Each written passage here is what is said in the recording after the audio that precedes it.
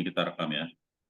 Jadi yang pertama kita ngomongin adalah talenan plastik. Jadi kalau kita ngomong talenan plastik, jadi nanti satu topik kalau saya ngomong nanti silakan nanya ya kalau mau buka mic untuk per topik. Jadi nggak semua saya ngomongin, semua bahas nanti udah keburu pusing kebanyakan inputan gitu ya. Jadi kita ngomongin talenan plastik dulu. Kalau ada yang mau nanya hal lain juga boleh atau mau ngomongin talenan plastik juga boleh. Oke.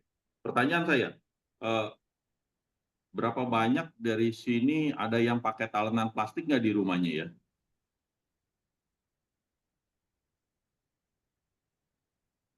Di sini ada yang pakai talenan plastik nggak di rumah?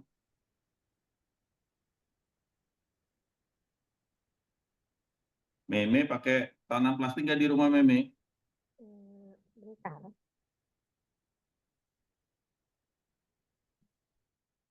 Oh, Bentar, itu cara nyalainnya gimana? kenapa? Kedengeran Oh, nggak kok? kedengeran ya. Ya, dulu. Sekarang udah ganti kayu. Oh, ganti kayu. Kenapa? Takut? Mm-mm. Iya, kata ya, sebenarnya ini udah pernah denger sih kok. Oh, jadi takut ya?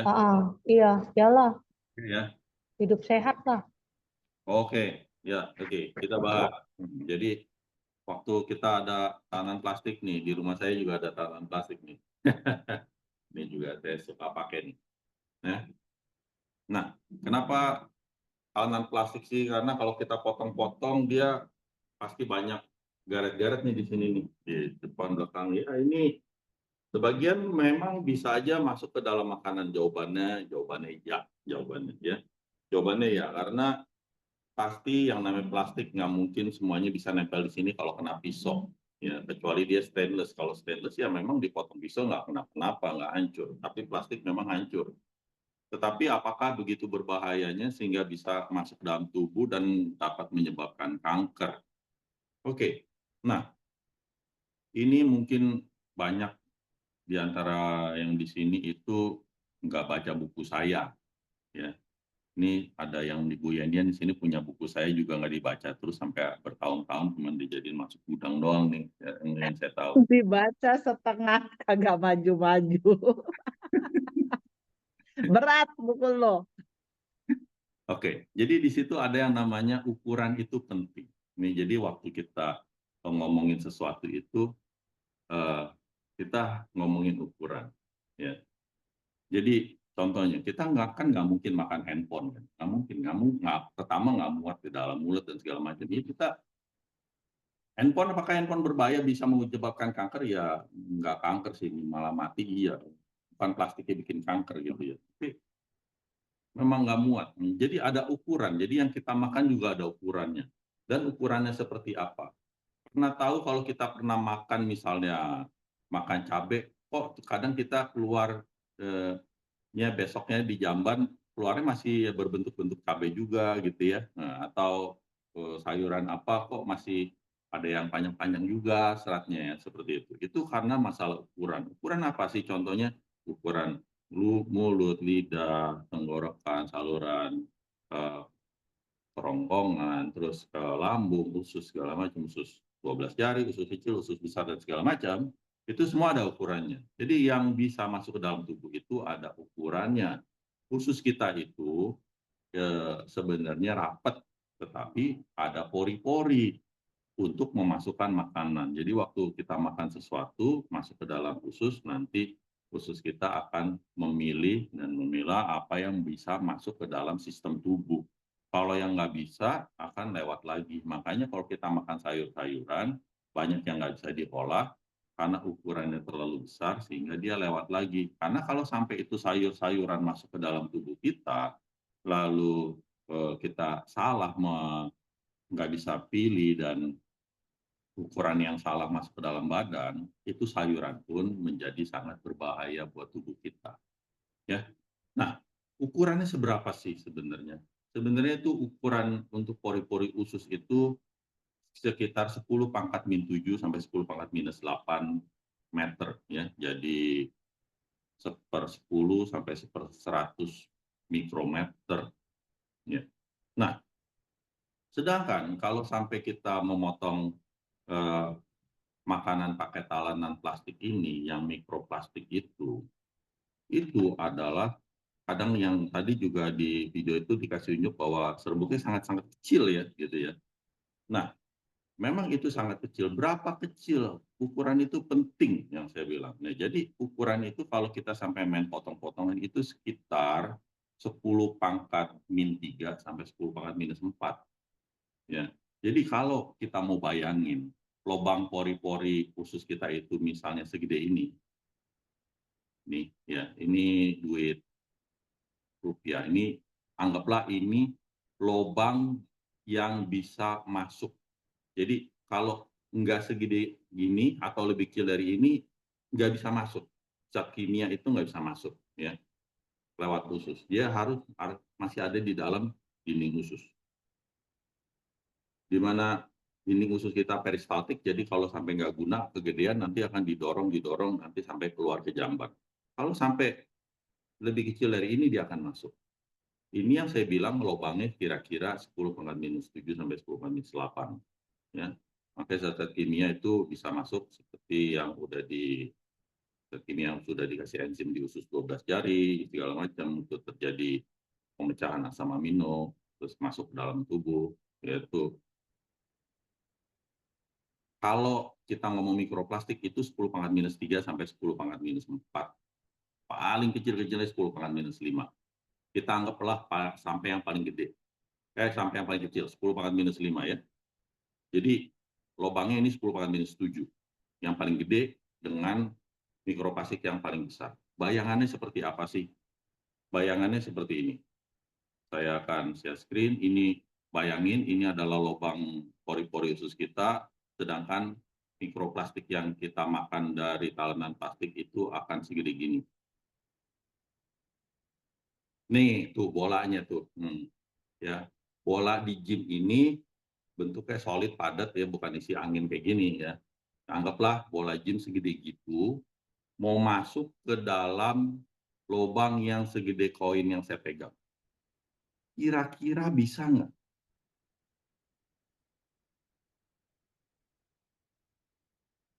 Begitu ceritanya, keterangannya, biar bisa ngebayang.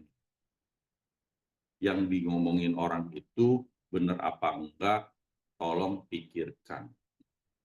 Ini orang nggak tahu belajarnya di mana, nggak tahu belajar sainsnya di mana.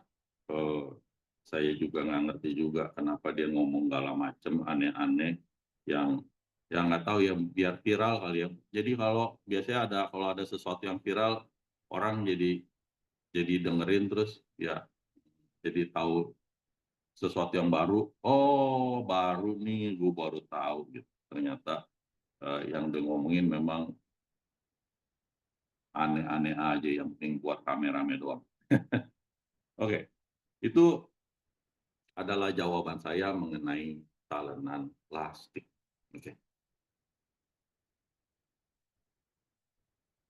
Jadi jawabannya silakan, mau pakai mau enggak silakan. Mau pakai talenan kayu juga silakan. Sama kayu juga tadi yang saya bilang, bahkan sama bentuk yang namanya makanan. Kalau tubuh kita salah, tubuh kita tidak dapat memfilter yang benar, ya apapun juga jadi salah akhirnya gitu ya. Oke. Pertanyaan dulu sebelum lanjut ke topik berikutnya. Yang mau ditanya barusan dari yang ngomongin.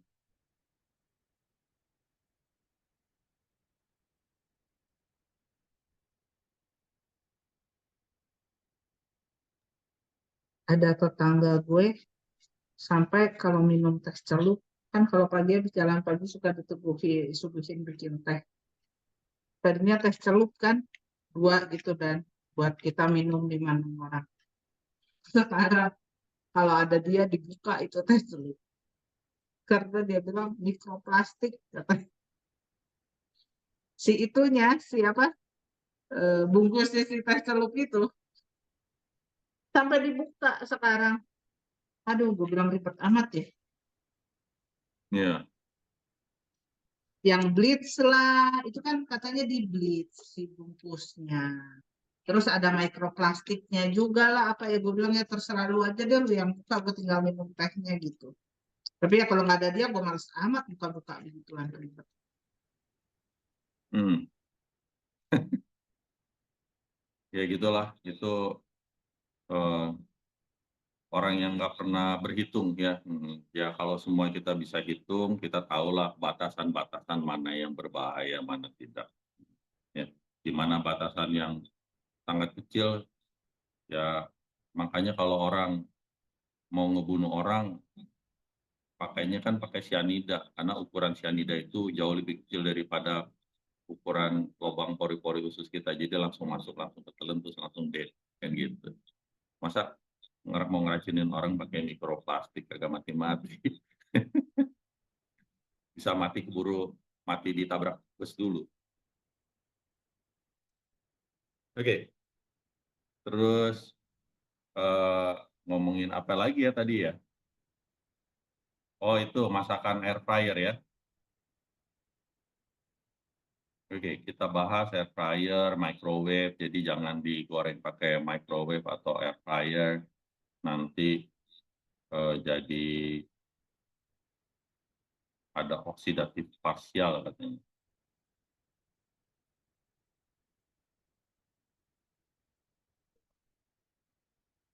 Oke, ini gambar microwave. Bagaimana microwave bekerja.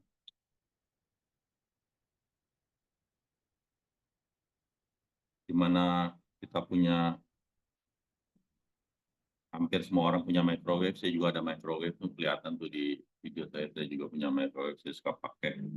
Di mana ini bagian microwave, dia ada power supply buat energinya, terus ada magnetron buat keluarin, ada waveguide-nya biar dia bisa mengarahkan, dan eh, dia akan mantul-mantul semua ke dalam tempat ini. Ya. Bagaimana microwave memanaskan makanan? Sebenarnya dia itu seperti menggetarkan ya. Jadi ini microwave adalah gelombang elektromagnetik, yang mana gelombang elektromagnetik itu terdiri dari dua buah gelombang, satu gelombang yang gelombang dari medan magnet dan medan listrik yang saling tegak lurus satu sama lain, sehingga dia terbentuk suatu gelombang elektromagnetik dengan kecepatan 300 juta meter per detik. Dia akan menghantam molekulnya, dan daya tembusnya itu sangat rendah.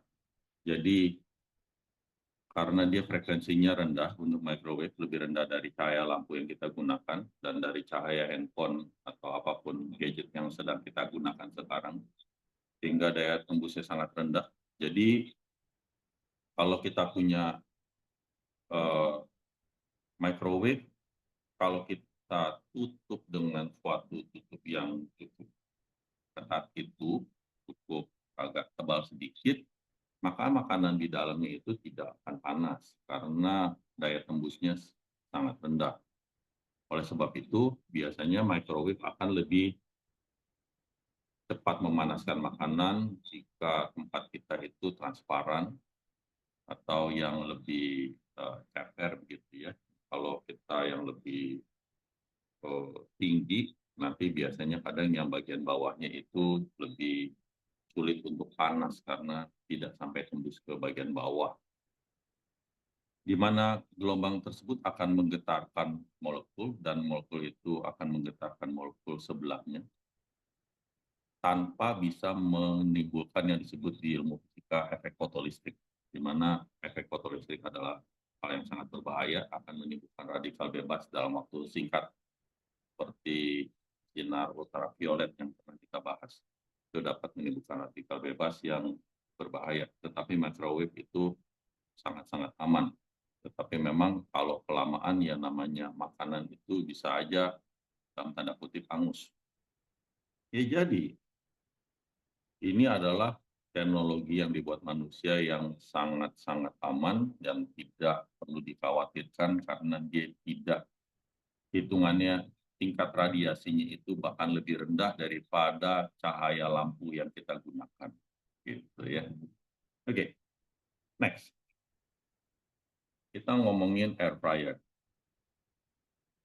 Air fryer itu sebenarnya cuma ada sistemnya lebih sederhana lagi. Dia ada resistor di atasnya,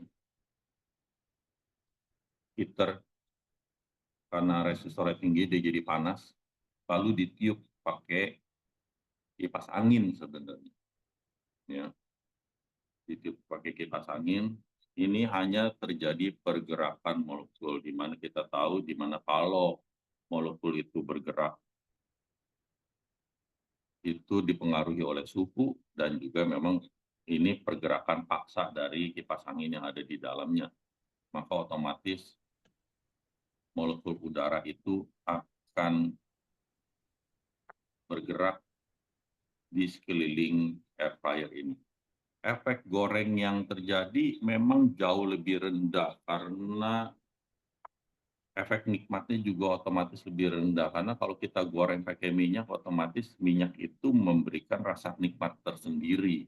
Tetapi kalau air fryer itu kita pakai minyaknya dikit, jadi otomatis rasa nikmatnya memang lebih rendah. Tetapi untuk makanan yang sebelumnya sudah digoreng dulu, lalu dipanaskan dengan ini memang jadi sangat efektif karena air yang karena konsepnya kalau makanan digoreng itu tujuannya adalah mengurangi air di dalamnya sehingga ada rasa renyah crispy seperti itu kan. Itu yang dilakukan oleh udara panasnya di dalam sini. Apa yang disebut dengan oksidatif parsial? Mengapa dia ngomongin ada terjadi peristiwa oksidasi?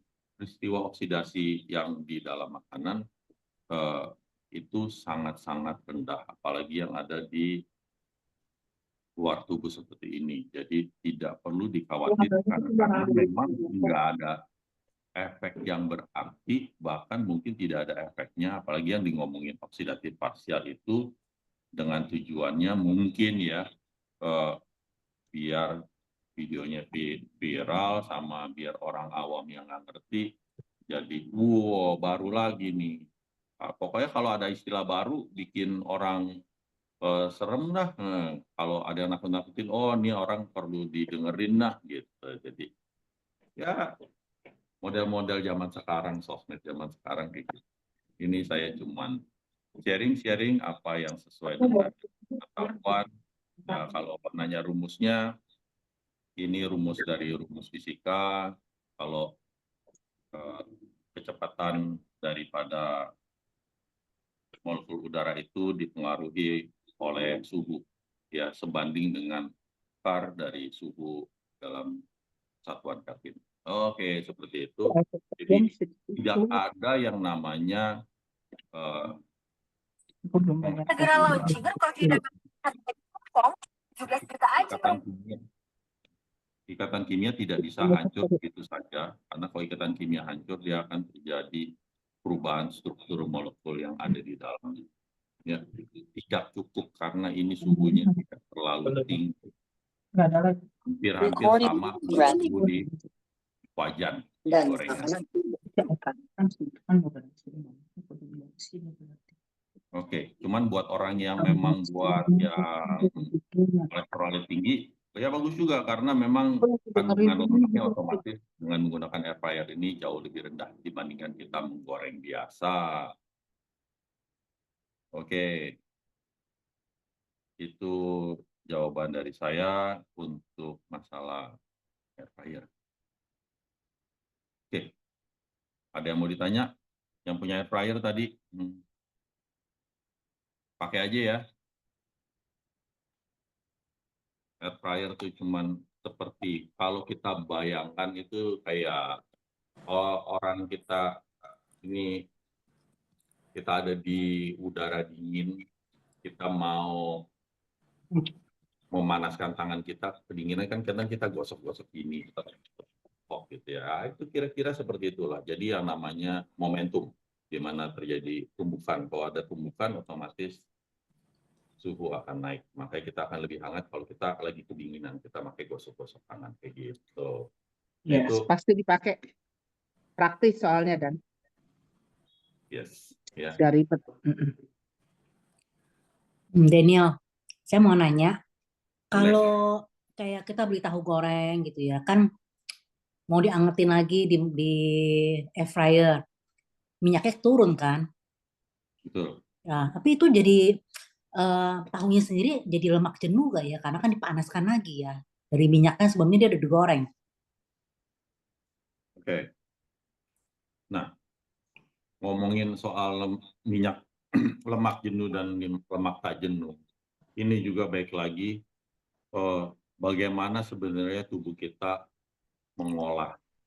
Ini orang kadang suka takut sama minyak.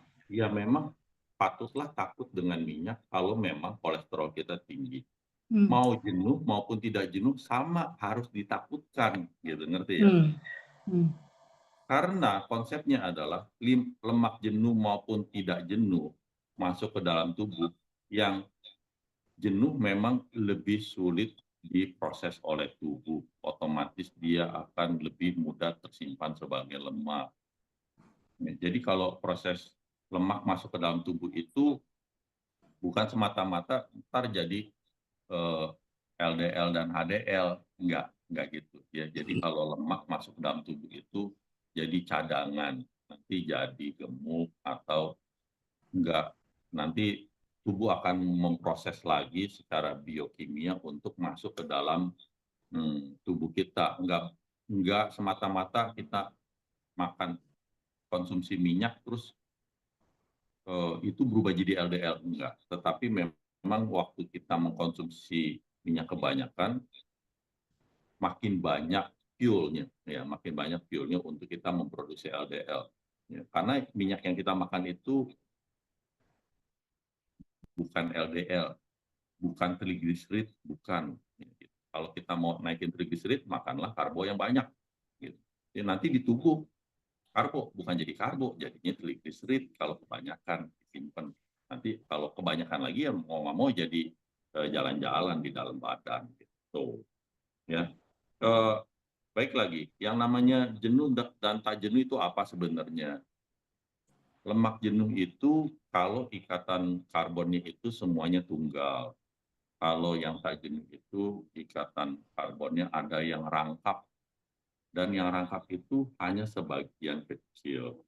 Ya, jadi kalau kita ngomong, oh minyak merek A ini semuanya tak jenuh, itu bohong. Jawabannya bohong karena orang tidak bisa memilah yang ini mau jenuh semua, yang ini tak jenuh semua. Ya, suka atau tidak, ikatan yang tak jenuh, ikatan rangkap dua atau ya ikatan rangkap dua di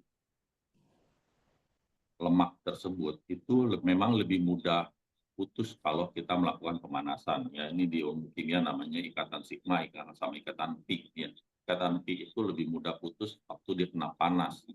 Jadi mostly waktu kita menggunakan minyak, mau waktu kita melakukan goreng, suka atau tidak, mau pakai air fryer maupun pakai wajan atau pakai api, itu ikatan pi-nya itu otomatis hampir semuanya juga akan jadi jenuh juga gitu.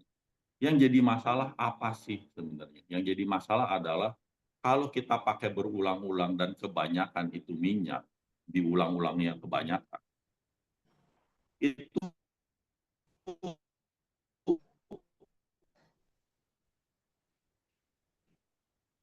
lemak itu itu bisa dua. Tapi kalau kita sampai gorengnya ke terlalu sering banyak, itu ntar katakannya bisa putus di tengah. Ini kalau patuh karbon bilang ini makin, ini lubang pori-pori usus kita kalau dia 40 masih pas, makin kecil makin gampang masuk. Jadi makin gede ada juga yang lewat gitu loh. Jadi makin kecil, makin banyak yang masuk ke dalam tubuh sehingga otomatis tubuh kita menerima dia. Dan kalau makin pendek, makin mudah tubuh kita untuk mengolah menjadi LDL dan trigliserid. Karena dia ntar jadi bingung bedanya si gula dari glukosa sama si lemak. Karena kalau glukosa kan karbonnya cuma 6. Tetapi kalau si lemak ini digoreng itu sampai pendek, nanti langsung jadi mirip-mirip glukosa, nanti terjadi proses biokimia di dalam tubuh, nanti akan diproses jadi lemak oleh tubuh kita dengan mudah. Jadi tubuh kita akan makin mudah memproses lemak yang digoreng, minyak yang digoreng kalau terlalu sering. Makin mudah tubuh kita memprosesnya menjadi lemak. Gitu. Ya, memang jawabannya jangan terlalu sering menggunakan minyak yang berulang. Itulah. Ya sesekali nggak apa-apa. Kalau orang yang LDL-nya terlalu rendah malah makan aja minyak kan gitu saja.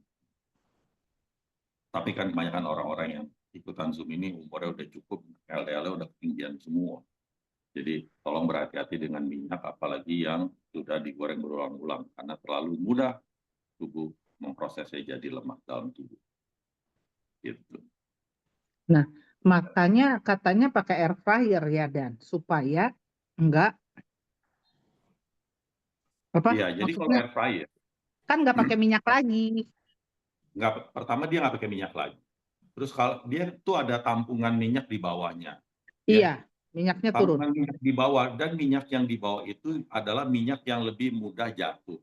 Dan yang lebih mudah jatuh justru banyakkan yang lebih pendek rangkaian karbonnya. Karena dia nggak ngikat dengan kuat, karena dia kecil-kecil gitu, dia jatuh. Lebih gampang jatuh. Jadi much safer lah hitungannya sebenarnya secara ilmu kimia dan fisika ya. Ya, katanya kalau manasin pakai air fryer lebih sehat. Katanya. Ya, memang.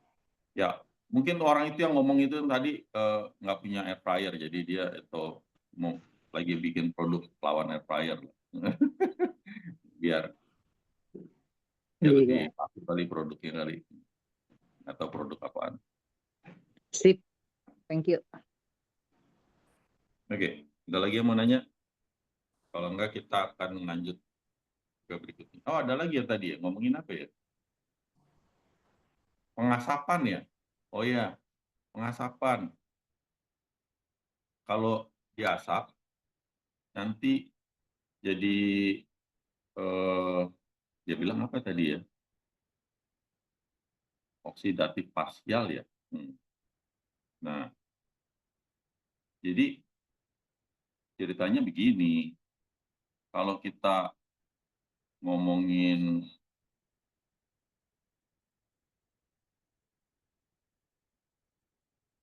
pengasapan, masak pakai pengasapan.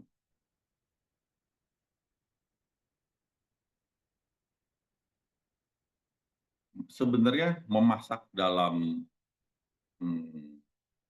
budaya manusia itu sudah berlangsung lama sekali. Sejak manusia mengenal api. Ya, itu udah ngomongnya nggak tahu kapan dah, waktu manusia tahu api dan membuat api. Dan mereka, waktu tahu api dan mereka memasak makanan mereka dengan api langsung, ya. Zaman dulu kan belum ada yang namanya rebus, goreng, dan segala macam. Mereka otomatis langsung bakar pakai api. Bukan hanya diasap, langsung kena apinya. Mereka mendapatkan yang namanya sensasi baru. Sensasi baru. Jadi, orang zaman sekarang saking teknologi maju, mereka tuh selalu mencari sensasi baru. Makanya restoran buka di mana-mana segala macam dengan rasa yang sedikit-sedikit beda, terus jadi viral, terus restorannya jadi laku. Karena memang mereka membuat masakan dengan rasa yang berbeda, dengan sensasi-sensasi yang berbeda.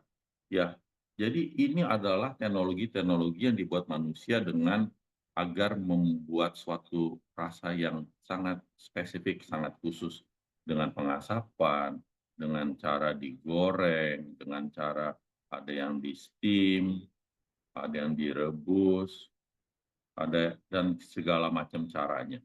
Ya, saya bukan koki. Nah, kalau kita ngomongin satu-satu ini jadi lama. Ya udah, kita hari ini ngomongin pengasapan. Oh, yang tadi dia bilang pengasapan itu terjadi klorinasi, ya. Dia bilang terjadi klorinasi. Klorinasi katanya, oh kalau klorinasi minum aja air PDAM katanya. Wah, jadi kalau air PDAM kita memang mengandung klorin. Klorin itu adalah Cl2. Cl2 adalah gas beracun, tidak untuk dikonsumsi. Jadi kalau kita dibekap dengan gas klorin begitu, dalam hitungan nggak nyampe 1 menit kita bisa mati. Tetapi gas klorin di air PDAM ini dalam dosis rendah. Ya, jadi kalau dalam dosis rendah, kalau sampai kita ketelen, salah minum, air kobokan kita minum, bukan air aquanya, ya nggak apa-apa. Ya, tubuh manusia itu punya sistem dalam segala sesuatu itu untuk melakukan netralisir, termasuk gas klorin, ya gas klorin yang terlarut. Karena memang air itu isinya bukan air saja, ya. Air itu isinya juga ada mineralnya, bisa juga ada gas-gas di dalamnya. Memang dalam konsentrasi yang jauh lebih rendah. Ya, seperti gas oksigen kan ada di air, makanya ikan bisa hidup, gitu kan. Kalau enggak, ikan kan nggak bisa hidup, nggak bisa nafas di dalam air. Ya, klorin juga seperti itu, ada di dalam air dan memang beracun. Tetapi racun itu bisa dilawan oleh tubuh kita dalam konsentrasi tertentu. Nah, pengasapan. Pengasapan dia bilang ada klorinasi. Ini yang jadi pertanyaan kenapa dia membuat statement seperti itu.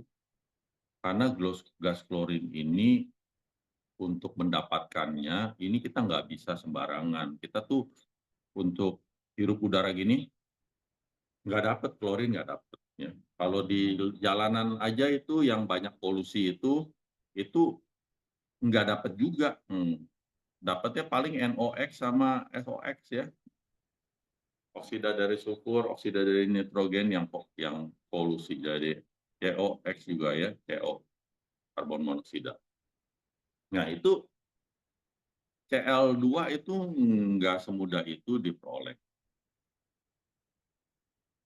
Jadi gimana dapetin Cl, bagaimana si PDAM dapat melakukan klorinasi ke dalam si air, dia harus melakukan elektrolisis. Ya.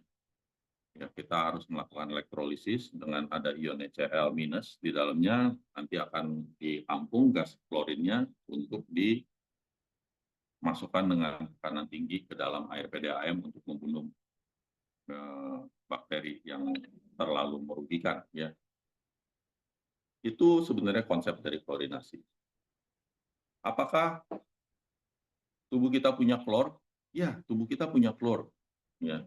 Makanya asam lambung kita itu namanya HCl. Tetapi Cl di sini itu Cl-, bukan Cl2, beda ya. Cl2 itu berbahaya. Cl- itu aman buat tubuh. Bahkan kita makan garam tiap hari itu NaCl, Cl-nya juga Cl-. Ini aman. Cl2 itu berbahaya. Bagaimana merubah Cl- jadi Cl2? Itu perlu listrik. Yang tadi saya bilang perlu proses elektrolisis, nggak bisa begitu aja. Kalau cuman pakai api doang, Cl- nggak bisa jadi Cl2.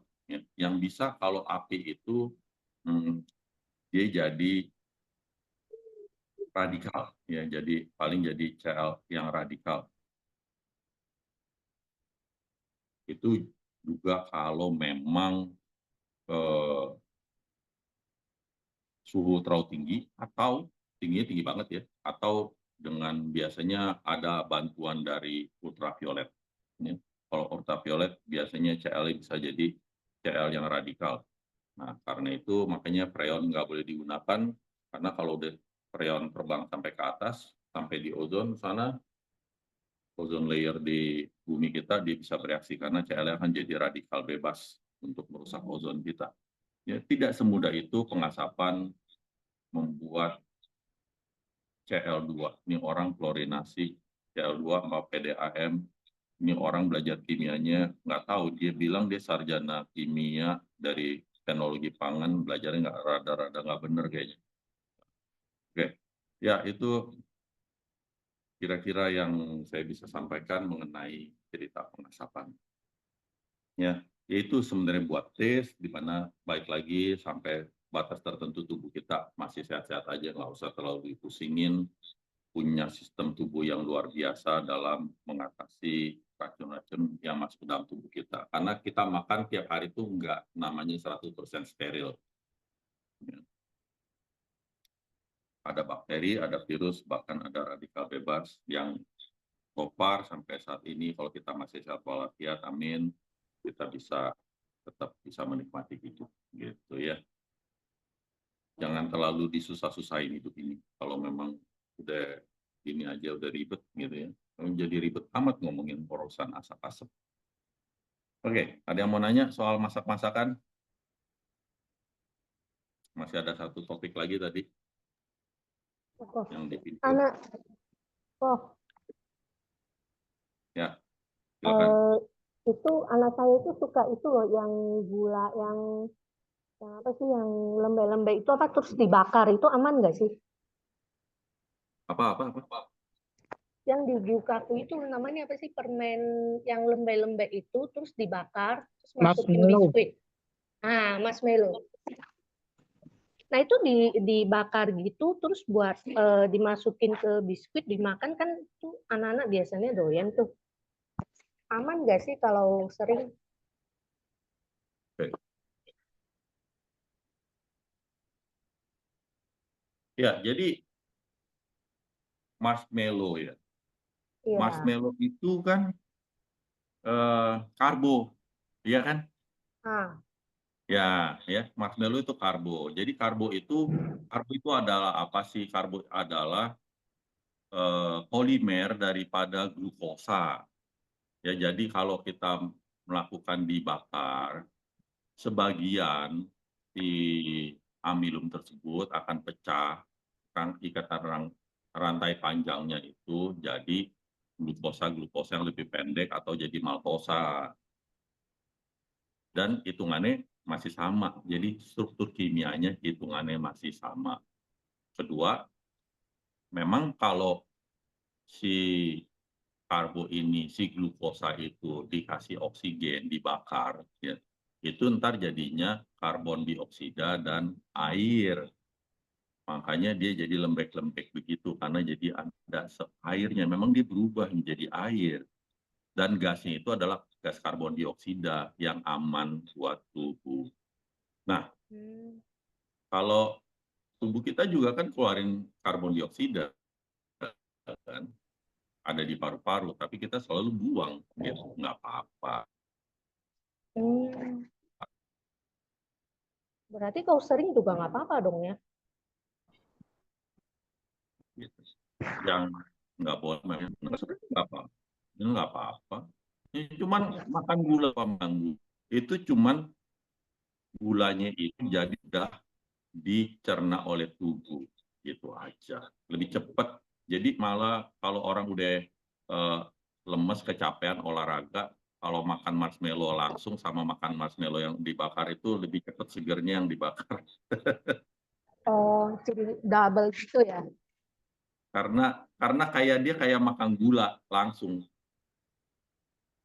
Oh, glukosa ya. Karena kalau gula pasir itu isinya sukrosa, beda nih. Glukosa jadi instant energy malah. oh, oke, thank you kok. Ya.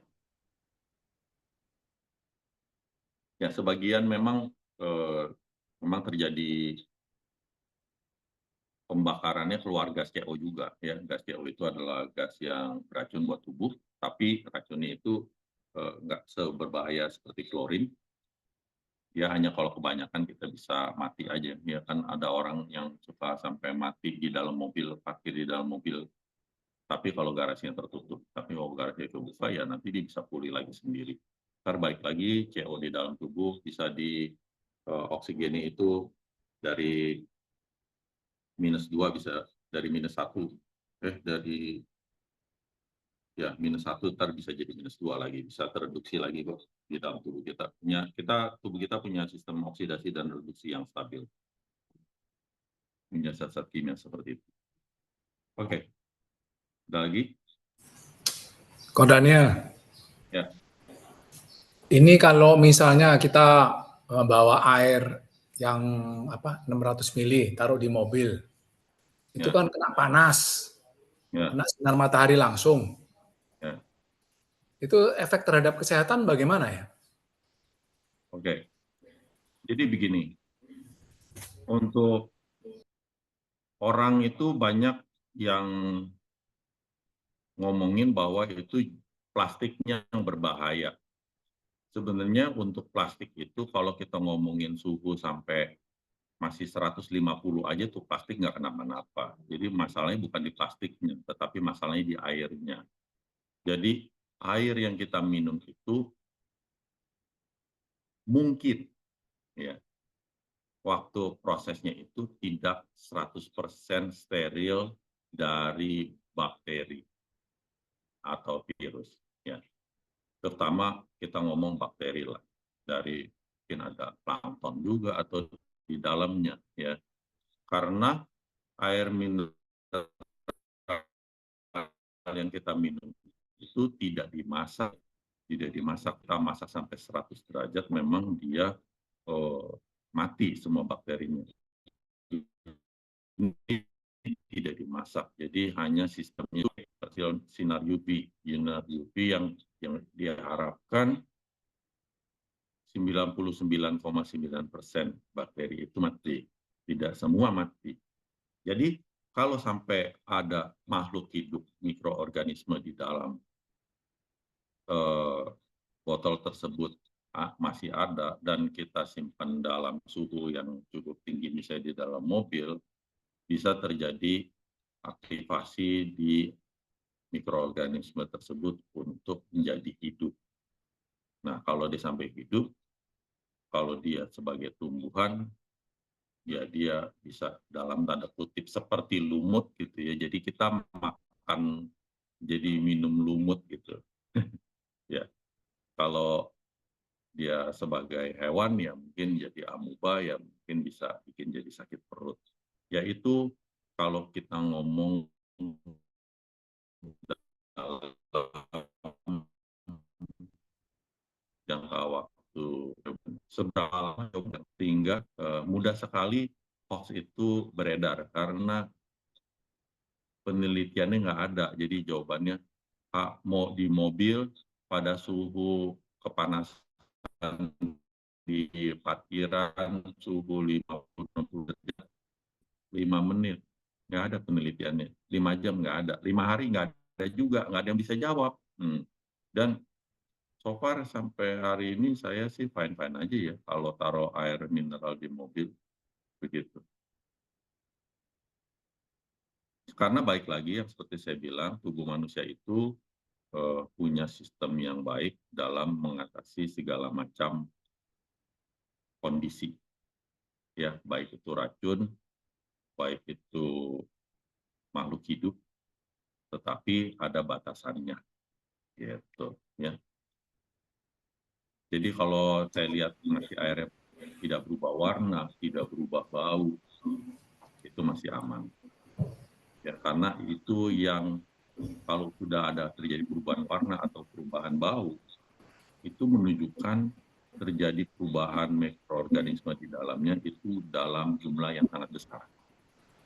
Ya, jadi kalau sampai yang hitungannya kecil, nggak masalah. Itu punya sistem. Makanya pakai magnet biar sehat terus gitu kan. Daniel, Ya. tadi kan kamu bilang plastik itu bisa terima panas sampai 150 derajat ya. Jadi kalau Iya, pertanyaan saya sebenarnya ini sih. Kalau kita panasin makanan dalam plastik, walaupun plastik itu dibilang safe ya untuk microwave, apakah oke? Oke, ya oke. Oke ya, nggak apa-apa Ada ya. plastik tertentu yang memang bisa dimakan. Tujuannya kalau plastik yang biasa masukin microwave itu, eh, memang jadi plastik gini nih. Kalau yang kantong kresek itu Hmm. dia ada plastik itu, ada yang singkatannya saya nggak tahu apa ya, ada polyethylene. Nah, yang sama polyethylene. Nah, itu yang lebih gampang rusak itu yang dari Etena. Aduh, saya nggak tahu sih nama istilah dagangnya ya. Pokoknya yang Etena itu, polimer dari Etena itu yang memang biasanya pembuatan waktu di pabriknya itu memang terlalu mudah terbuat sehingga suka banyak polimer pendek yang terbentuk. Nah, itu yang nggak bagus, makanya nggak boleh ditaruh buat menyimpan makanan panas. Karena Hmm. memang polimernya itu nggak benar. Dia memang nggak bisa nempel kuat gitu. Jadi memang udah ada ukurannya, udah ada yang pendek-pendek, jadi memang bisa masuk ke dalam lubang ini. Nah, Oke. itu bahaya memang. Yang polyethylene itu kantong-kantong kresek tuh. Kalau Hmm. di jalanan saya pernah lihat orang bungkus bukan pakai plastik makanan, tetapi pakai plastik kresek. Nah, Hmm. Hmm. Hmm. kresek itu nggak boleh tuh, karena memang dia Hmm. banyak. Bukan mikroplastik sebenarnya istilahnya. Kalau mikro itu apa ya? Karena ukurannya, kalau mikro itu 10⁻⁻6, ini udah 10⁻⁻7, -8 gitu, beda, udah lebih kecil lagi dari mikro gitu. Oke, jadi nggak apa-apa ya panasin makanan dalam plastik food container ya. Kalau dari situ Nggak tulis apa-apa, safe ya. betul, food grade nggak apa-apa, Hmm. karena memang nggak bisa hancur itu plastik itu polimernya terlalu kuat. Hmm. Hmm. Jutaan tahun nggak bakal kenapa-napa. Oke, juga masukin misalnya kan kayak orang jualan kan panas-panas sup masukin ke kantong plastik, as long as selama itu plastiknya plastik untuk makanan ya. Betul, food grade, iya. Hmm. Hmm. Nggak Hmm. bisa rusak dia. Oke, oke, oke, thank you. Terus kalau Ya ada bahkan lagi, bukti aja nggak apa-apa dia. iya, ada Mbak. apa itu juga kalau misalnya kita simpen kan ada yang bilang kayak cuka, asem itu kalau masak itu sebaiknya di panci yang kaca. Maksudnya kaca yang dari gelas gitu daripada panci yang stainless atau simpen kayak lemon water itu di dalam botol plastik lebih baik simpennya di botol kaca. Itu benar gak ya? Oke, jadi untuk yang asam-asam, yang Hmm. asam itu memang lebih mudah bereaksi dengan logam. Dan logamnya itu adalah logam-logam tertentu. Ya, Hmm. misalnya seperti besi. Stainless itu mengandung besi, jadi mungkin ada besi-besi di lapisan luarnya itu akan bisa bereaksi dengan asam. Ya, kalau sampai dia bereaksi dengan asam, Fe yang ada di stainless tersebut akan menjadi, kalau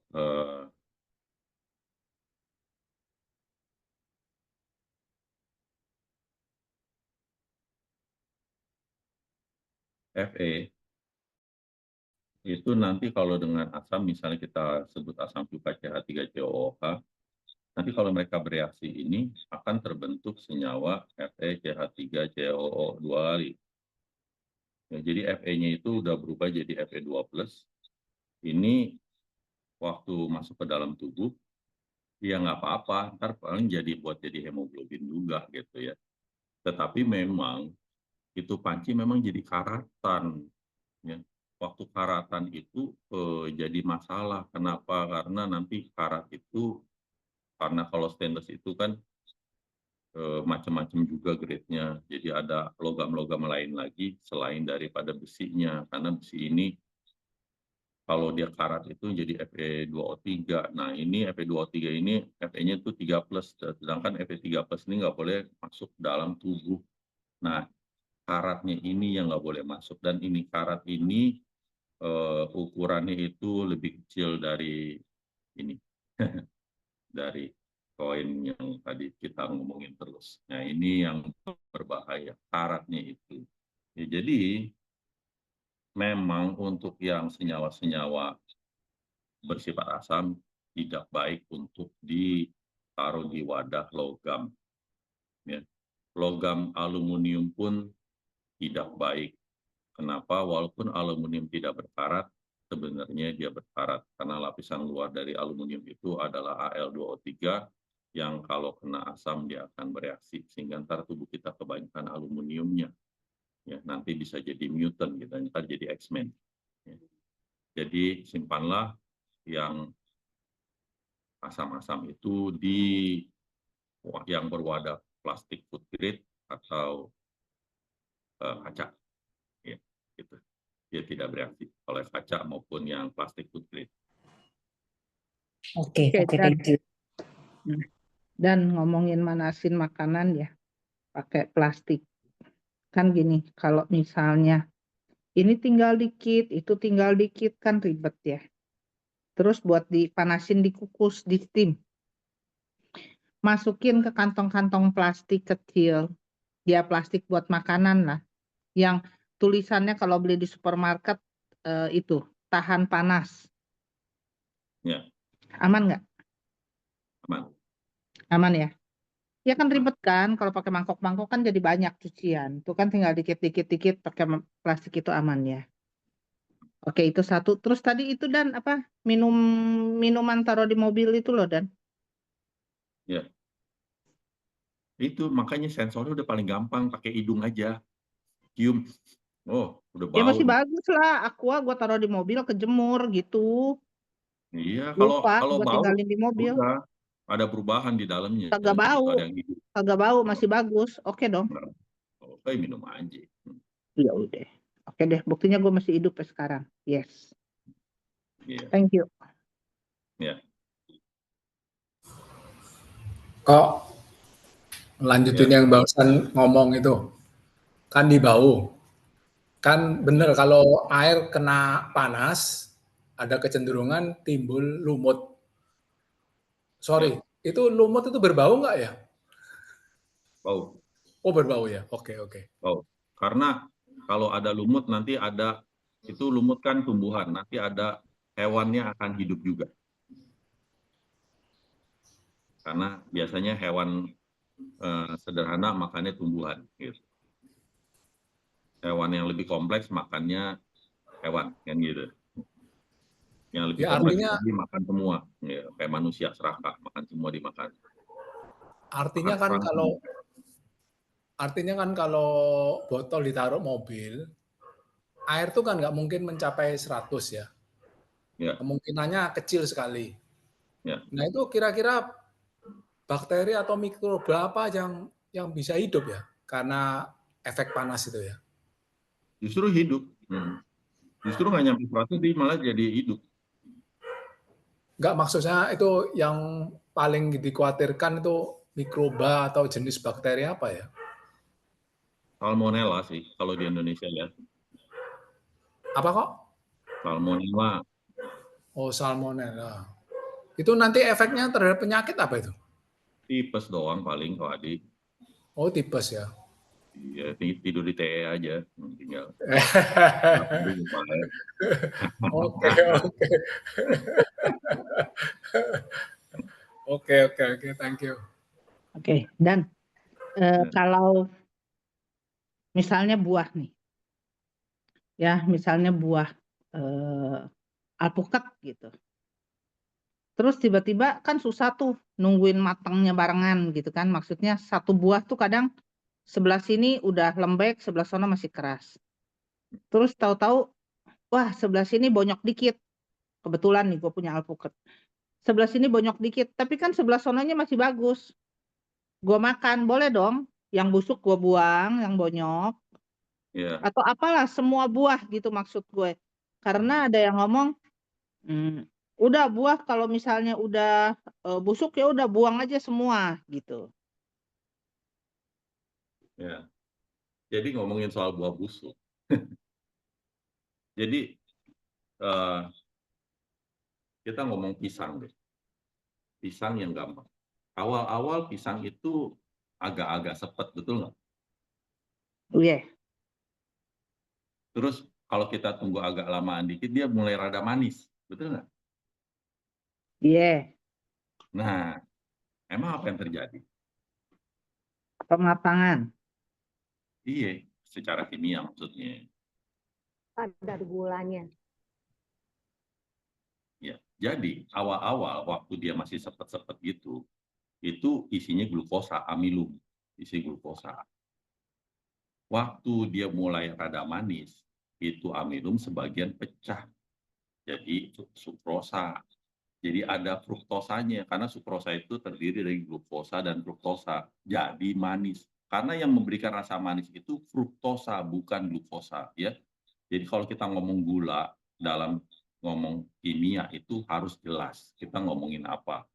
Ya, glukosa itu tidak manis, ya tolong ya.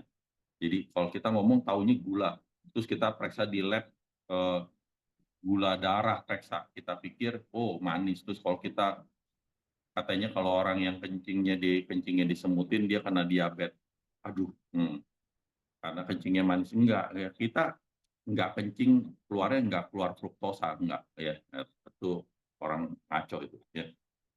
Nah, jadi glukosa itu tidak manis, nanti dia berubah jadi fruktosa. Nanti waktu dia berubah lagi dia terjadi fermentasi ya. Dia bisa terjadi fermentasi jadi alkohol. Dan kalau biasanya udah masuk di posisi sukrosa, yang suka karena rasa manis itu bukan manusia saja, semua juga suka, termasuk mikroorganisme.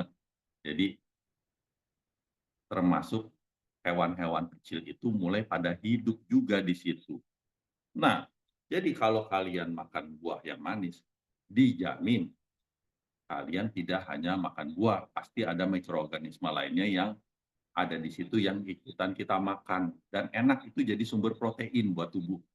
Ya, tetapi baik lagi, kalau kebanyakan bikin sakit perut. Nah, jadi kalau di bagian yang busuk itu udah jelas terlalu banyak mikroorganisme yang hidup di situ, makanya jadi busuk. Nah, kalau kita makan, jadilah sakit perut karena tubuh manusia yang zaman sekarang nggak sekuat yang zaman purba dulu. Ya, makanya kita buang aja yang mikroorganisme yang banyaknya, yang dikitnya kita makan karena memang itulah yang kita lakukan tiap hari gitu. Kita nggak makan makanan yang itu, kita makan yang barang-barang hidup juga gitu ya. Kita sadis juga sih, tanpa sadar. Ya. Makhluk hidup juga yang masih hidup juga kita makan gitu. Kita telan.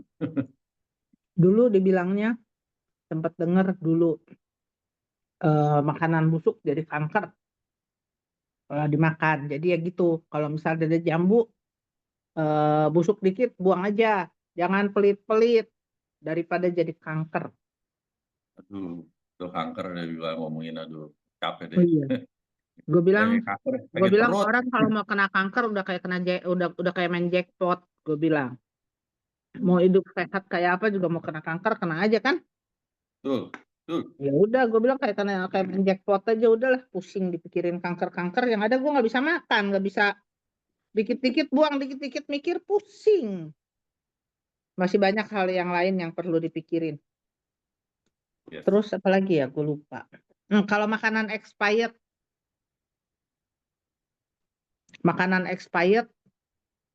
ya kalau itu udah nggak banyak enak dibuang, kalau udah nggak ya, enak ya dibuang. betul. Kalau makanan expired tapi masih enak, boleh dimakan nggak? Ya itu kan makanya kita punya sensor, sensor nih hidung, lidah, sensor lah. Jadi kalau masih oke masih boleh makan dong. Iya, kalau sensornya udah rusak ya lain ceritanya. Oke deh, ya sudah, jadi aman ya expired selama nggak bau, Yes. selama masih enak. Bisa ngirit nih gue nih. Ya itu kan maksudnya aturan main. Iya, Jadi iya. setiap Iya. itu kan harus ada Itu kan hal-hal yang mereka nggak best boleh. before, best. Udah Iya, lewat dari itu masih bisa dimakan tapi nggak best. Ya. betul. Sip, thank you. Oke, kita masih ngomongin satu lagi. Ntar kita bisa sambung lagi pertanyaannya. Kita mau ngomongin tentang yang tadi ngomongin itu apa ya? Oh, itu cara memasak yang berbahaya ya. Yang katanya pakai kecap manis sama protein, yang gula dengan protein akan terjadi glycation ya. Glycation itu apa? Oke. Apakah berbahaya? Ya oke, saya akan coba terangkan. Oke, ini glycation. Jadi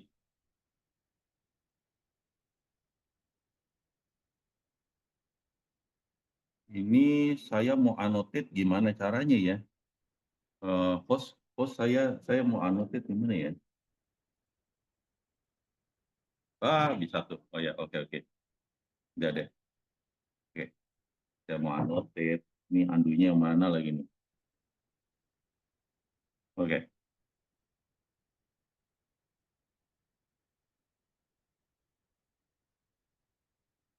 Gimana sih ini annotate ini? Kok hilang lagi ya? Gimana saya mau annotate?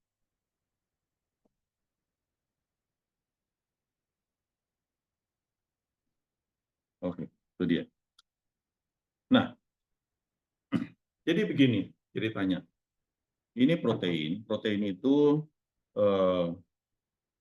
ikatannya ada lysin di sini, lysin, terus ujungnya itu memang kalau kita tahu protein itu adalah ikatan peptide-nya, teman di ujungnya adalah glukosamina, di mana ini adalah glukosa ya, glukosa yang kita tahu, di mana kalau kita masak nasi goreng itu nasi itulah basically amilum, di mana kalau kita goreng sebagian akan berubah jadi glukosa. Ya, jadi kalau glukosa ini akan berikatan dengan protein, protein yang ada di telur atau tempe, tahu atau ayam segala macam, dia akan ternyata memang bisa terjadi namanya nucleophilic reaction ya, akan terjadi serangan nukleofilik dari gugus ikatan lysin ini akan terbentuk, and then kita di sini nggak tujuannya belajar kimia, and then nah gitu ya. Oke, saya fast forward gitu ya. Ini adalah hasil akhirnya, mohon maaf canda. Oke, nggak usah belajar. Pokoknya ini adalah akhir-akhirnya yang disebut adalah advanced glycation and products. Age ya, disebutnya age. Ini adalah age. Advanced glycation and products. Dia ngapain sih ya? Dia ternyata di dalam tubuh itu, kalau ada di dalam tubuh, dia ada 2 jalur yang terjadi ya. Bisa ada 2 jalur yang terjadi. Yang pertama adalah NOx, yang satu lagi NF-kappa B. Yang pertama yang saya mau ngomongin adalah kalau dia NOx ya. Kalau dia NOx, itu H ini, si glycation ini, advanced glycation and product, ternyata di tubuh kita ada yang punya namanya reseptornya, ya, di mana reseptornya itu namanya RAGE,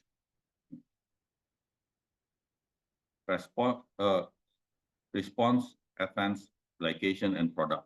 Lalu gitu kan, nanti bisa terjadi efek daripada catalase, ya ini hasilnya oke, aman, tetapi memang bisa terjadi oksidasi dari besi sehingga yang menimbulkan radikal bebas daripada hidroksida ya. Ini terjadi hidroksida yang radikal yang sangat berbahaya yang dapat merusak sistem kerja di tubuh manusia ya. Ini prosesnya. Jadi itu sangat berbahaya. Ini adalah salah satu jalur yang ditempuh oleh H ini, glycation ini. Ada jalur kedua yang namanya NF-kappa B.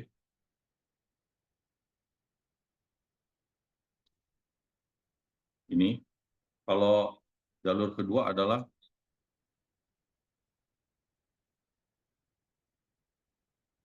H-nya ini diterima lagi oleh RAGE sama seperti tadi. Terus terus langsung kena di NF-kappa B, ini terjadi transcription factor ya, faktor transkripsi, dia akan hantam inti sel kita. Jadi DNA-nya akan dipengaruhi sehingga mRNA-nya akan mengirimkan sinyal yang salah. Nah, dia akan terjadi fungsi sel yang berubah. Ya. Jadi fungsi selnya akan berubah jadi sangat berbahaya karena sel tubuhnya akan jadi error. Itu dari cerita dari glycation. Ya, ini kita nggak belajar biochemistry yang itu seenggaknya kita tahu ada 2 jalur yang dijalani oleh H ini. Ya. Jadi jalur apapun yang diambil oleh si H ini diterima oleh Rich, dia kalau lewat NOx dia akan jadi berbahaya karena keluar hidroksil radikal. Itu kalau kita punya LDL nanti kita akan ada LDL, oxidized LDL, itu yang lebih berbahaya karena udah pasti nggak bisa digunakan oleh tubuh, tetapi dia akan nyangkut di pembuluh darah dan segala macam, akan terjadi blood clot, ya, penggumpalan darah di mana-mana. Atau dia kalau lewat NF-kappa-B, jalurnya dia akan terjadi hantam dari nukleusnya, jadi inti sel kita akan ini, jadi akan terjadi inflammatory cytokines yang menghasilkan kekacauan di dalam tubuh, terjadi inflamasi yang luar biasa dalam tubuh. Itu yang disebut oleh orang tersebut tadi glycation, yang mana glycation terjadi kalau si gula itu bereaksi dengan protein. Oke. Semoga agak dimengerti.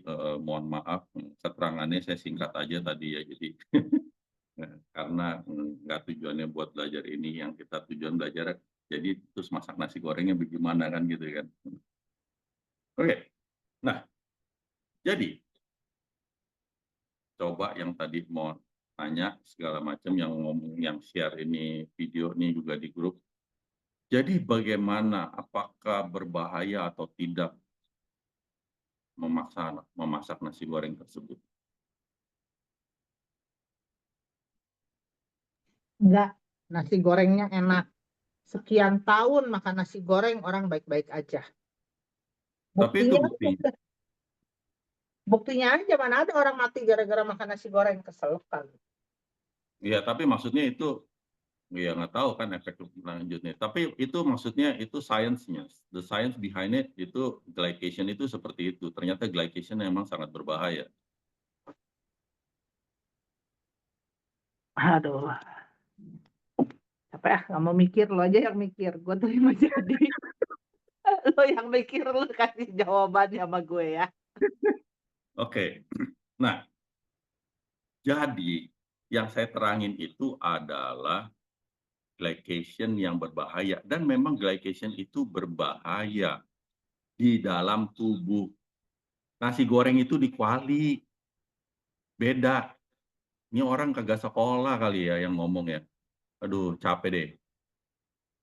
Jadi, kalau glycation itu adanya terjadinya di kuali, itu nggak ada urusannya sama yang di tubuh, karena memang dia nggak bisa masuk sembarangan. Semua zat kimia yang masuk dalam tubuh itu harus banyak filternya. Udah dari mulut, ada ludah. Itu bisa terjadi perubahan. Ada enzim. Terus ada lagi amandel lagi. Terus lagi ada tiroid lagi di sini. Yang makanya kita pakai TM2 gitu kan, buat aman, biar fungsi tiroidnya selalu baik. Kalau ada racun langsung semprot, udah selesai, nggak ada urusan. Terus belum masuk lambung, belum masuk ada sus 12 jari, segala macam enzim. Glycation itu sangat berbahaya jika ada di dalam tubuh. Nah, siapa yang bisa terjadi bahaya mengalami glycation ini? Adalah memang kita suka atau tidak akan ada gula di dalam darah kita, ya kan? Karena harus ada kadar glukosa. Kalau kedikitan kita langsung pingsan.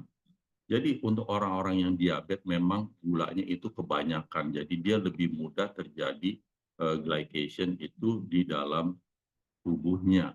Dia suka bisa bereaksi dengan protein-protein di sana. Ya nanti Makanya suka terjadi LDL oxidize di dalam tubuhnya. Makanya orang-orang diabetes itu juga suka terjadi penyumbatan dalam pembuluh darahnya. Dia bisa kena sakit jantung dengan lebih mudah dibandingkan orang biasa. Karena konsepnya glycation yang terjadi dalam tubuh manusia dalam kondisi normal, dia hanya sedikit dan tubuh dapat menghancurkannya dengan reaksi biokimia lainnya. Ya, tetapi kalau memang terlalu banyak, akhirnya jadilah kekacauan dalam sistem tubuh. Makanya itu buat orang yang konsumsi gulanya terlalu luar biasa, dalam artian dia juga ada diabetes yang pada dapat diolah, itu jadi harus lebih berhati-hati. Oleh sebab itu, orang yang kena diabetes harus menjaga diabetesnya dengan sangat baik. Karena kalau terjadi glycation, pertama bisa terjadi penyumbatan pembuluh darah, belum lagi kalau terjadi kerusakan dalam sel, makanya selnya itu tidak bisa bekerja dengan benar. Karena memang glycation itu akan hancurin dari sistem DNA-nya. Ya dari DNA-nya nanti mikirnya udah error. Jadi sel-sel di dalam tubuhnya mikirnya udah error. Gue mesti ngapain, dia malah ngapain gitu. mRNA-nya itu messengernya udah salah-salah begitu. Ya, itu ceritanya. Ya. Jadi jangan ngomongin glycation di kuali, tuh orang nggak sekolah. Deh, ngerti. Jadi masaklah nasi goreng seperti Sore biasanya. nasi goreng kambing enak. Ya, oke. Aduh, kacau ya. Kadang orang, aduh, wih, istilah baru glycation, wah gue ikutin karena gue nggak pernah dengar. Nggak gitu caranya. Orang hidup nggak gitu. Ya kita harus selidiki. Zaman gini sosmed tuh parah banget sih. Gampang banget ngibul-ngibulin orang lah, apalagi dengan istilah-istilah sains segala macam yang baru-baru. Capek deh. Ya jadi kayak misalnya, oh bagaimana cara menghilangkan lemak dengan paling baik? Oh saya tahu.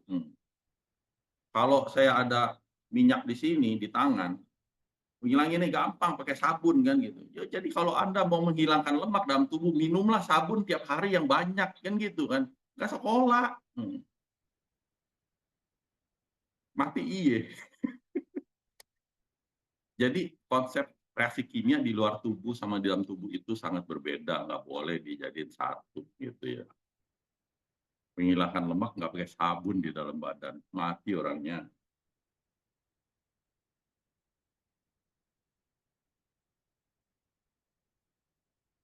Deh, terjawab.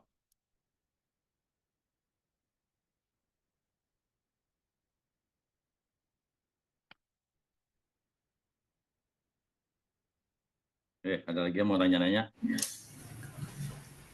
Kok nanya yang lain ini?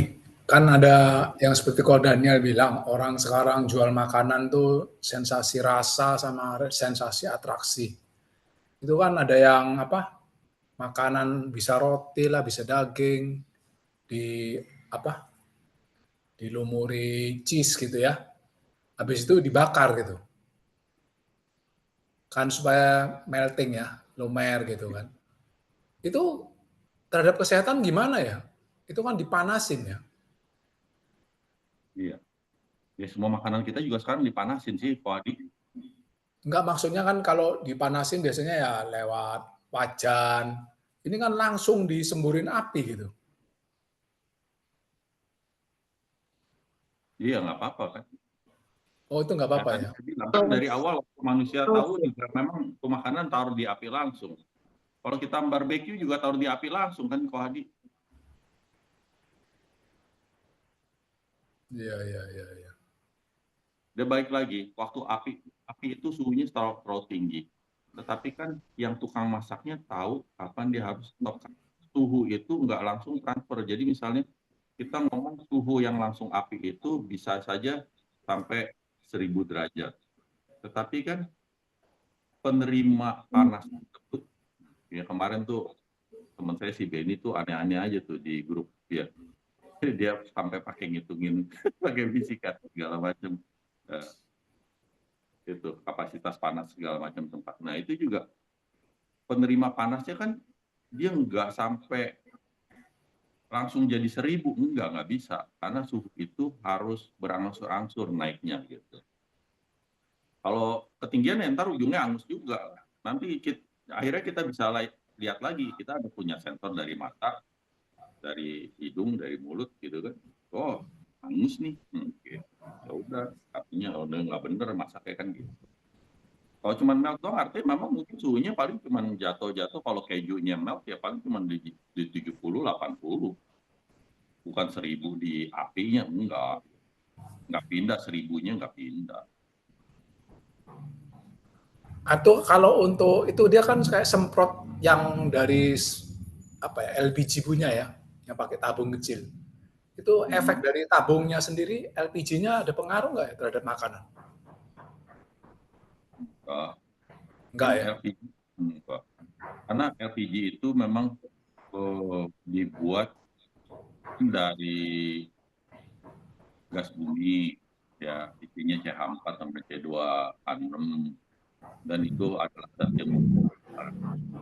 Andai kata mereka tidak terbakar, itu berat jenis itu jauh lebih ringan dibandingkan udara. Jadi dia menguap ke atas, nih ke atas terbang. Gitu. Jadi nggak masuk ke dalam makanan, nggak bisa.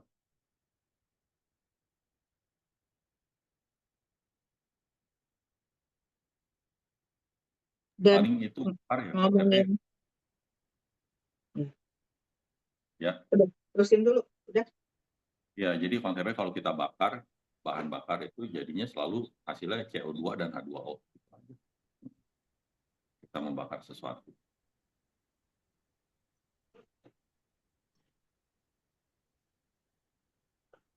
Oke, gimana? Oke, lu ngomongin barbecue bakar-bakaran ya. Kalau yang gosong itu karsinogenik, benar? Yes. Kadang-kadang kan kalau makan sate gitu kan ada yang gosong-gosong dikit, makan itu kan maksud gue kan kalau sate kadang kan ada gosong-gosong dikit, itu paling enak sih Dan. Yes. Tapi itu karsinogenik. Yes. Betul. Karsinogenik. Bikin kanker. Bukan bikin kanker. Karsinogenik itu bukan bikin kanker, bukan. Kita jadi mempertinggi peluang kita kena kanker. Ya, oke. Jadi begini. Pernah tahu cara manusia menghitung umur fosil? Dari carbon dating namanya. Karbon 14. Ya. Karbon itu beratnya yang 14, bukan yang 12. Karena karbon itu mestinya ada 12, tapi ini ada yang 14. Kenapa dia jadi 14? Kita dapat dari mana 14 di tubuh kita? Itu sebenarnya waktu kita menghirup udara. Jadi waktu udara yang kita hirup itu, karena kita menghirup bukan hanya oksigen, kita masukin juga kadang CO2 atau segala macamnya. Itu ternyata waktu bumi kita kehantam petir atau apa, nanti ternyata karbon itu bisa jadi, atau karbon itu menjadi radioaktif. Jadi karbon 14. Karbon 14-nya itu diserap oleh yang napas karbon itu si tumbuhan ya. Jadi tumbuhan itu akan menghirup CO2, terus kita makan salad gitu kan. Nah, jadi saladnya itu adalah beradioaktif, jadi karbon 14. Jadi tidak usah harus pakai makanan yang hitam-hitam pun, yang karbon 14 itu tetap kita makan di tumbuhan yang sehari-hari kita makan.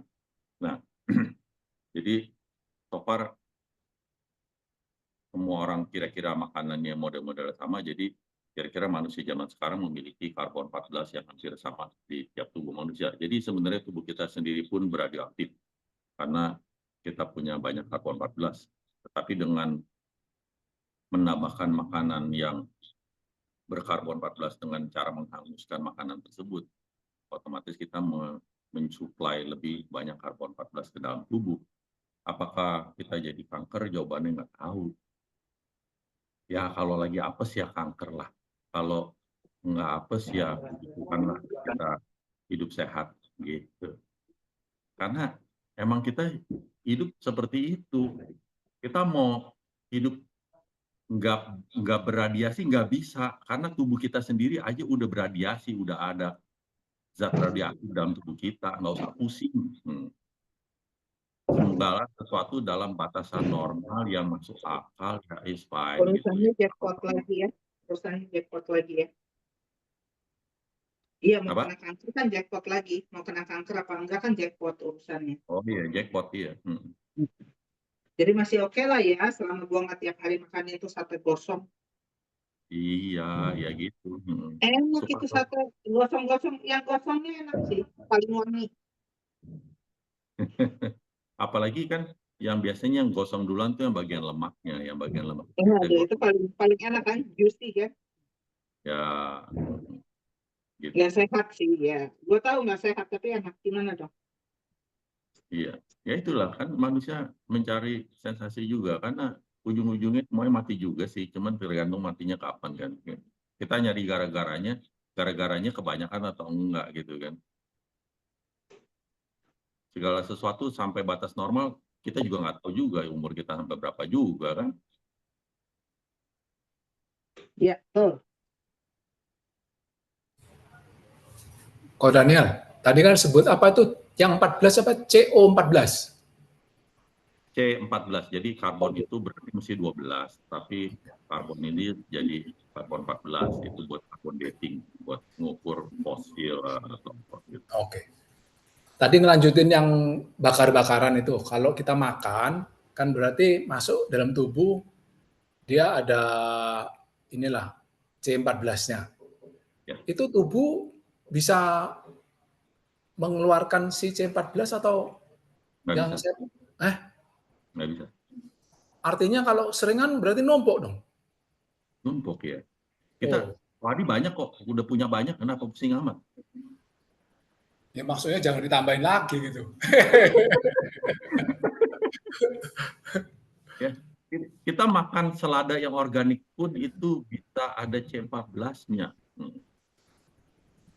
Dari mana itu kok? Ya tadi saya bilang, jadi waktu ada petir itu akan merubah karbon dioksida yang di udara jadi karbon 14. Nanti itu karbon CO2-nya itu tadinya mestinya karbon yang 12 ntar jadi karbon 14 ntar dihirup oleh si tumbuhan. Tumbuhan itu ntar jadi mengandung karbon 14. Terus kita makan tumbuhan. Misalnya kita nggak makan tumbuhan, kita karnivor gitu ya. Tapi kan misalnya kita makan daging, misalnya kita makan daging sapi, kan sapinya makan rumput. Rumputnya nafasnya dari CO2 yang di udara. Tetap aja masuk juga ujungnya. Balik lagi, sebagian kalau udah masuk ya masuk. Kalau nggak masuk, balik lagi yang tadi saya bilang. Kadang-kadang kita makan kan tetap harus ada bagian yang kita harus keluarkan ke jamban. Yang keluar ke jamban juga ada karbon 14-nya. Suka atau tidak. Ya emang begitu sistemnya. Yang masuk ke badan berapa kita nggak bisa ukur.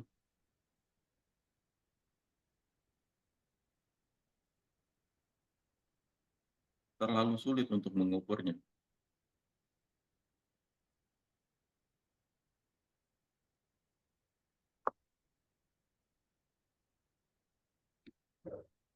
Ya kalau orang makan bakar-bakaran tiap hari, yang hitamnya dimakanin tiap hari, itu kan namanya cari gara-gara, beda ceritanya.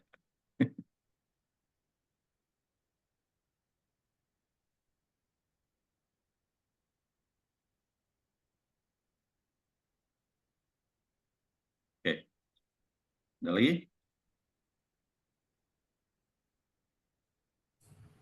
Yang saya tanya itu kok yang coconut sugar tuh nanti mau dibahas atau gimana? Boleh. Tadi coconut sugar kenapa ya? Gimana ya? Saya kan minum kopi, saya seduh. Habis itu saya masukkan ini coconut sugar. Iya. Nah, maksud saya itu sebaiknya pada saat agak dingin atau pas baru diseduh itu boleh gitu. Kan takut reaksi itu kan sugar ya, coconut sugar saya nggak ngerti lah kimianya bagaimana. Takutnya terhadap kesehatan bagaimana gitu. Ya. Jadi kalau kita ngomong suhu cuman sampai 100 derajat aja ya, Wadia, itu yang ikatan kimia itu nggak bisa putus, nggak bisa putus. Yang putus itu ikatan fisikanya. Jadi kalau sugar sama sugar ini tadinya nempel, kita makan jadi kayak sensor tubuh kita seperti memakan satu molekul gula, tetapi waktu kita kasih dia akan misah. Jadi seperti lebih manis gitu. Ya itu hanya efek secara fisika, tapi yang kita konsumsi ujungnya sih sama. Ya, jadi ikatan kimia, ikatan kovalen kayak gitu untuk ngomong angka 100 derajat itu nggak bisa putus. Harus tinggi sekali, bahkan kalau ngomong ikatan kimia yang angka 200 aja belum tentu putus tuh. Yang biasanya masih putus yang ikatan pi doang tadi saya bilang, double bond jadi satu single bond. Tapi masih hitungannya tetap masih pegangan, nggak putus, nggak mudah putus.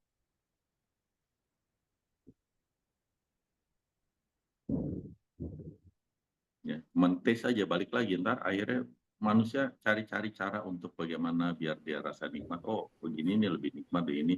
Akhirnya jadilah segala macam ceritaan gitu ya. Seperti kemarin ngomongin di grup, ngomongin kopi sampai capek deh. Gitu. Oke. Ada yang sampai pakai ngitung-ngitung segala. Oke, thank you. Ya. Oke. Kalau buat saya ya kopi, kalau misalnya kasih coconut sugar atau apa cube ya panas sih, soalnya kalau udah agak dingin, ke satu kopinya nggak enak, kedua gulanya jadi susah larut kan. Itu sih kalau saya ya. Kopinya kalau udah dingin udah nggak enak juga. Gitu. Ya, taste ya. Tuh, manusia Iya sensorik dong. sensorik.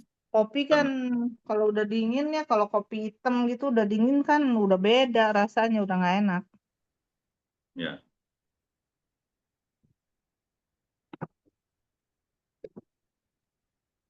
Pak Daniel, Ya, mau tanya kalau benar nggak kopi itu bisa bikin tulang keropos?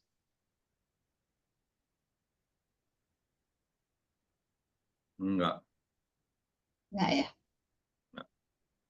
Oh, kebanyakan kali ya? Enggak juga. Enggak ya. Hore! Enggak. Kalau kebanyakan kopi, orangnya jadi nggak susah tidur. Kalau orang yang susah tidur, penyakitnya jadi banyak. Gitulah konsepnya. Kan dia memaksa dirinya untuk tidak tidur tujuannya ya. Ya itu penyakitnya jadi banyak. Gitu aja konsepnya. Enggak jadi. Dulu saya punya temen dia telepon saya, dia bilang dia di emergency room nih. Saya bilang, kenapa lu? Ini jantungnya deg-degan. Saya bilang, kenapa? Oke, sekarang masuk. Saya bilang, nggak bisa tahan-tahan karena dia masih umur 25 ya. Saya anggap sebagai anak. Terus dia cek, dokternya bilang itu cuman anxiety. Terus saya bilang, kamu sering makan kopi ya? Oh, kamu tahu? Iya, itu kopi. Katanya bisa bikin kayak itu, anxiety. Jadi kayak, Ya. ya begitu. Ya, sebagian orang memang bisa ada karena memang karena tujuannya dia adalah untuk mempercepat heartbeat ya, kalau efek daripada kafein. Jadi buat orang-orang yang memang mentally weak, memang bisa terjadi efek-efek seperti itu. Itu salah satu efek buruk dari kopi untuk sebagian orang. Ya, terima kasih Pak Daniel. Pak Daniel, kalau saya ini orangnya kecil, kurus, tapi perutnya gede. Mungkin kurang bergerak kali gitu ya. Tapi gerak juga Betul. sering loh. Saya nggak terlalu diem-diem dulu. Padahal mungkin udah usia juga kali gitu. Ya, paling bisa dibantu ya dengan olahraga yang memang pakai otot perut ya. Karena makanan masuk ke perut, otomatis kalau otot perutnya lemah ya dia akan gelembung. Yang pertama dulu terjadi kan. yang ilmu perut duluan. Kalau taruh magnet di mana? Untuk supaya nggak terlalu gendut gitu. Nggak bisa, Nggak bisa nggak ya? bisa, nggak bisa. Oke, ya, makasih. Ya.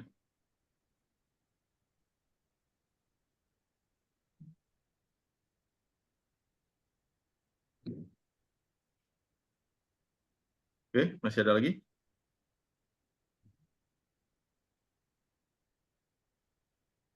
Kalau sudah tidak ada, terima kasih atas kehadirannya semua peserta Zoom. Terima kasih atas partisipasinya. Terima kasih atas inputannya semua. Mohon maaf jika ada kekurangan satu dengan yang lainnya. Kita berjumpa di 2 minggu lagi. Kalau ada topik yang mau disampaikan nanti apa bisa di-share di grup untuk bisa kita bahas bersama. Oke, Terima kasih. ya. Bye.